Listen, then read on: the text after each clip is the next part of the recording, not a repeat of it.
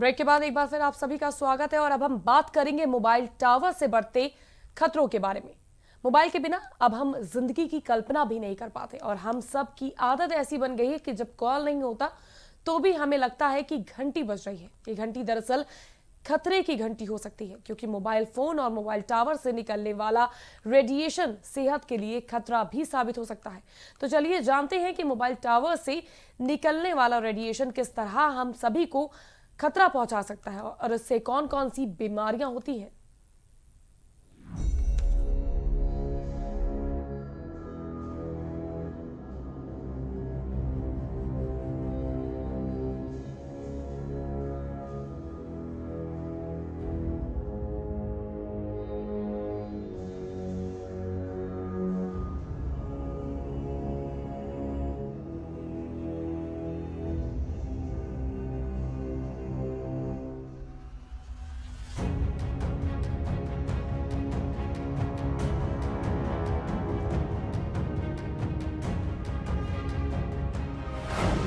Mobile tower radiation है खतरनाक।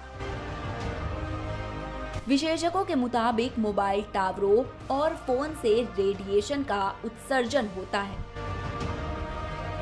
क्योंकि वॉइस एवं डाटा टेलीफोन अदृश्य रेडियो तरंगों पर काम करती हैं, जो कि इलेक्ट्रोमैग्नेटिक फील्ड स्पेक्ट्रम में रेडियो तरंगों का ही हिस्सा होता है। विशेषज्ञों के मुताबिक रेडिएशन ऊर्जा का संचरण है जो दो प्रकार का होता है, आयनित और गैर आयनित। एक्सरे या गामा किरणों जैसे आयनित रेडिएशन डीएनए में बदलाव कर सकते हैं और खतरनाक साबित हो सकते हैं। हालांकि मोबाइल टावरों द्वारा उत्सर्जित गैर आयनित रेडिएशन में कम ऊर्जा होती है जो सिर्फ गर्मी पैदा करती है। भारत में टावर से निकलने वाले रेडिएशन उत्सर्जन के मामले में सुरक्षा के मानक दुनिया के 90% देशों के मुकाबले 10 गुना अधिक कड़े हैं। भारत में 90 करोड़ उपभोक्ताओं को सेवा देने के लिए 4,25,000 से ज्यादा टावर हैं, जबकि चीन में 1.29 अरब उपभोक्ताओं के लिए 13 लाख टावर हैं। रेडिएशन से होने वाली बीमारियां। मोबाइल टावर के रेडिएशन से जो बीमारियां हो सकती हैं, उनमें सिर दर्द के अलावा थकान, याददाश्त में कमी और दिल व फेफड़ों की बीमारियां शामिल हैं। शोधकर्ताओं का दावा है कि इन इलेक्ट्रोमैग्नेटिक तरंगों से कैंसर तक हो सकता है। जो लोग इमारतों में रहते हैं और जिनकी छतों पर टावर लगे हैं, बाकी लोग उनके 50 मीटर के दायरे में रहते हैं, तो मोबाइल टावर से निकलने वाली इलेक्ट्रोमैग्नेटिक वेव कैंसर का कारण बनती है। इस रेडिएशन से जानवरों पर भी असर पड़ता है। यही वजह है कि जिस एरिया में मोबाइल टावरों की संख्या अधिक होती है, वहां पक्षियों की संख्या कम हो जाती है। इसी वजह से मधुमक्खियों की संख्या भी कम हो गई है। एक्सपर्ट्स की माने तो मोबाइल टावर के 300 मीटर एरिया में सबसे ज्यादा रेडिएशन होता है। एंटेना के सामने वाले हिस्से में सबसे ज्यादा तरंगे निकलती हैं। जाहिर है सामने की ओर ही नुकसान भी ज्यादा होता है।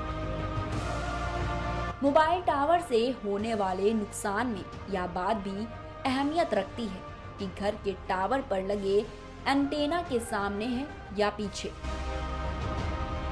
टावर के 1 मीटर के एरिया में 100 गुना ज्यादा रेडिएशन होता है।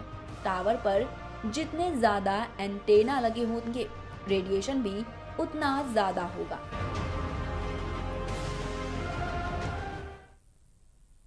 अब हमने बताया कि मोबाइल टावर का रेडिएशन मानव तथा जीव जंतु को किस तरह से नुकसान पहुंचा रहा है, लेकिन मोबाइल टावर सबके लिए खतरा ना साबित हो, इसके लिए किसी भी जगह टावर लगाने के लिए कुछ नियम बने हुए हैं।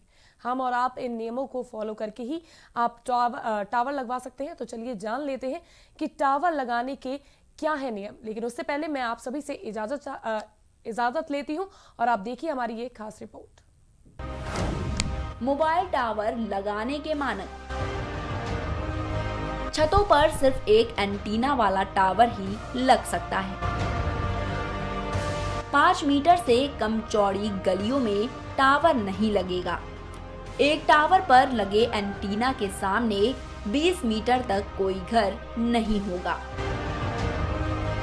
टावर घनी आबादी से दूर होना चाहिए।